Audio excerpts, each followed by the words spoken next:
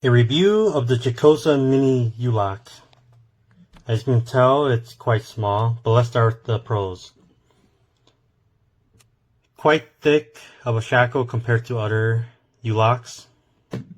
This comes with a disc detainer lock, which is inherently hard to lock pick. Still pickable, but unlikely to be seen in the real world. This is the locking paw, and if you were to look inside, the locking paw is quite thick, and just above it is the lock body, which is also quite thick. And in comparison, this locking paw and lock body is slightly thinner. The locking paw is not spring loaded, which is good.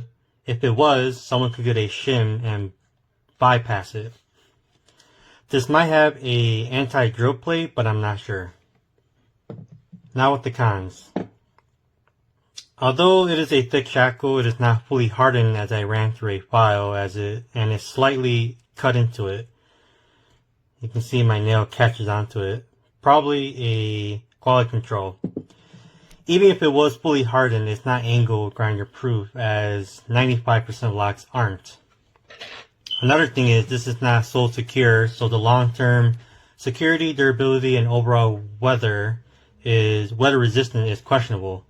But considering the overall build, this might be the best mini U-Lock you can buy on Amazon.